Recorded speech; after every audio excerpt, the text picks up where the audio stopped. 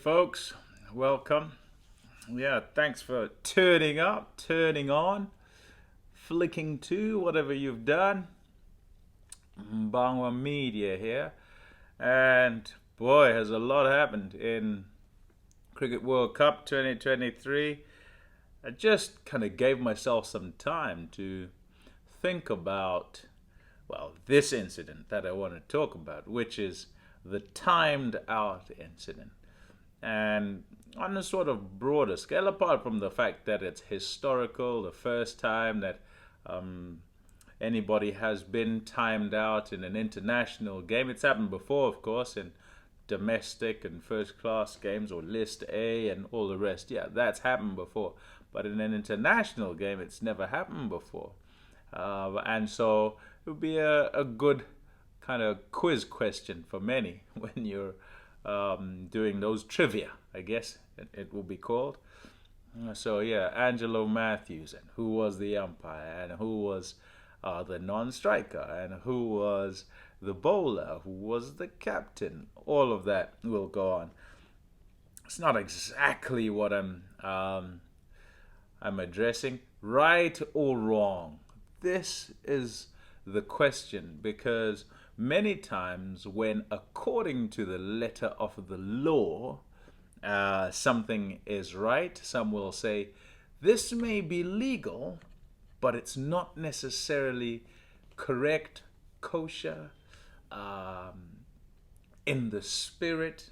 It's cricket, right? So in the spirit of the game, what is that? And kind of how do we navigate through what is a quite awkward space? I'll say this, that when it happened, and I think it's the same for most people, when it happened, you kind of thought, nah, come on. You can't do that. Get him out legitimately, right? And in that instance, you're saying that's not a legitimate way, and I'm saying that's not a legitimate way to get the guy out. Bowl him out, run him out, let him of his own volition obstruct the field and, get him out that way. Because this way is not a contest. You want skills. You want, ball versus bat, man versus man, and one wins. This way just seems a bit cheap. However, in light of all that went on, I'm going to say that emotion kind of is important in sport. It's always there, whether it kind of is suppressed and bubbles under the surface, or whether it comes out and is seen, heard, known, and kind of spills over, sometimes even over the top. In this instance, I'm quite happy that it wasn't a game that decided who goes into the semifinals and who doesn't, because we can then just look at the incident itself and see, is a precedent being set or is it not? Stop for a second and let's talk about what you thought about runouts at the non-strikers end with batters just sneaking and being out of their ground prior to the Ashwin and Butler incident. 2 incidents, right? What did you think then? And subsequent to that, what do you think about it? Has your kind of mindset and your view and perspective on it shifted since it became kind of more mainstream? I know that happened a long time ago. I think 2016 had an incident there where my initial thoughts were, come on, guy's not trying to take a run. Yeah. Subsequent to that, and with all of it being aired, I think look after yourself as batter, stay in your ground, and don't be lazy. It's negligent if you do not stay in your ground, and you can be run out, and such is life, and it's a way of dismissal. Also, you gain an advantage if you leave early, and so I think that's kind of more acceptable these days. I say more acceptable. There are those who are staunch and want to judge it from a sort of a kind of moral standpoint. The problem when we go there is that who decides? According to whose morals do we go? If we go according to mine, are they the same as yours in that particular incident? When it comes to something else, are they the same? And they're not. We're almost programmed, I believe, anyway, to believe certain things about the game of cricket and what is done and what is not done. There are these supposed unsaid laws that kind of have us believing that this is unsportsmanlike or this is kind of just plain wrong to do in a game. And it's a very gray area. In the case of, a batter nicking the ball and standing, nobody really gets vilified for doing that. There are those who nick it and walk. There are those who nick it and stand and say the umpire must make his own decision. He's there to do exactly that, even though the guy knows he's nicked it. Even in current day, where there is DRS, and you could and would and most probably will be found out, batters still nick it and stand there and wait. Wait for an appeal, wait for the umpire to give it out. If the umpire doesn't give it out, if there are no reviews left, then they just take it as their luck and they stay there, no problem, right? And they're not vilified for it. People go, oh, wow, he nicked it, nobody appealed. Or he nicked it, they appealed. Umpire said no. Luckily, there were no reviews left, and nobody could go upstairs. And so this guy stays in and carries on batting. No issue. It doesn't become a national incident, a worldwide incident. Just carries on. Another little thing, actually, think of batters. Batters at the non-striker's end, spinner bowling, balls hit towards long on or long off, whichever the case may be, and bowlers trying to get past batter to field the ball so it doesn't go for one. Stands in the way. As if to say, I'm staying in my crease so that you don't run me out. But he's not. He's just preventing you stopping the ball, and he can then get one with his mate. Not an issue. Not unsportsmanlike. Accepted. Move along. Game goes on. It's not a problem. It just seems to me, another one's probably sledging. Some things are said, some things are not said. So, it's okay if you sledge and say this, it's not okay if you sledge and say that.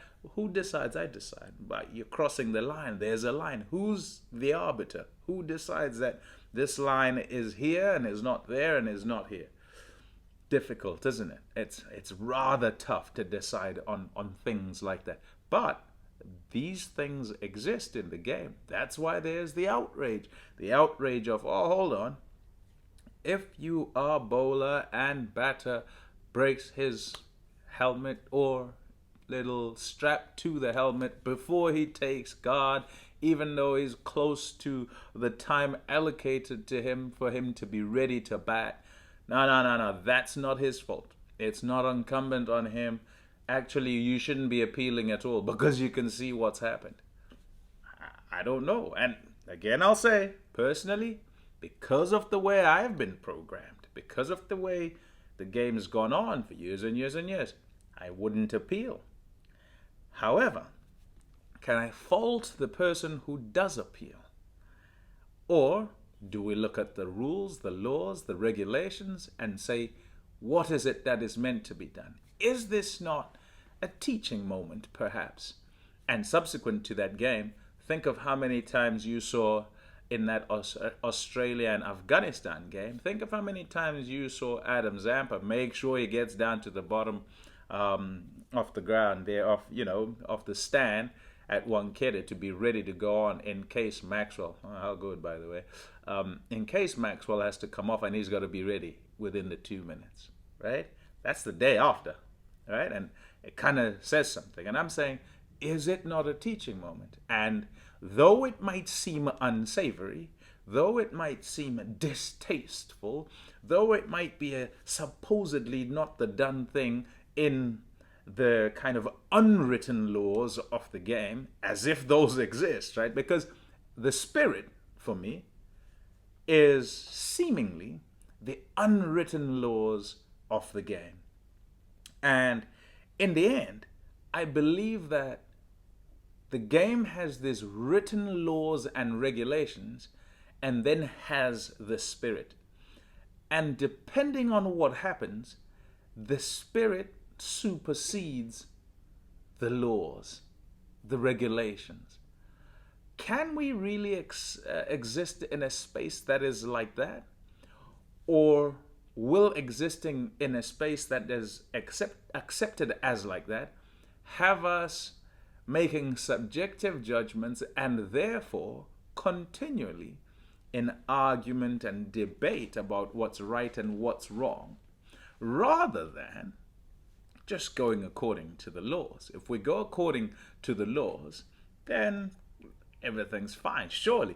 And let us place equal responsibility on each party when there are incidents that occur. So, if you are run out at the non-striker's end, it is incumbent on you, the non-striker, to ensure that you're in your ground. If you are next into bat, it is incumbent on you to be ready to face the ball within the 2 minutes. Yes, your helmet might break, all the rest. It's also incumbent on you to ensure that your equipment is in working order so that nobody is held up. I'll throw something else in when it comes to the being ready part and being timed out. At the end of a game, towards the last few overs, overrate and all the rest is punishable these days by a restriction with regard to how many fielders you can have outside 30-yard circle. It means you're at a disadvantage. Should each batter transgress by 10 seconds, 20 seconds, 30 seconds each time and nobody pay attention to it, at the back end of the game, the fielding side suffers. And I know for some they'll be like, nah, come on, man. There's going to be, discretion of the umpire and, right? And you're going to be okay at the back end. What if you're not? What if it's World Cup final and in the last over you've got to bring one of your 5 into the circle and you therefore can't defend 10 because there's always, tough to defend 10 by the way, because there's somebody in the circle instead of on the boundary. What happens then? I don't know. I'm just putting it out there. But as a parting shot, how about we play as hard as possible, which I believe is the spirit of the game. Do your utmost, play as hard as you can, try as much as you can to win the game within the laws of the game. Is there credence in thinking, let's toss out the spirit of the game? By that I mean, to play within the laws is to play within the spirit. I don't know. What do you think? You tell me. Because for it to be illegal in the game can't be within the spirit. For it to be legal, surely, if it has been set out that this is how we're going to play and these are the rules within which we're going to play, surely that's in the spirit. I don't know. I think this one will go on for a long time. I suspect also, though, that batters will be sure that their equipment's working, that they have everything ready, that they're ready within the 2 minutes of the wicket falling to take strike. That's it for now. Catch you later. Bye.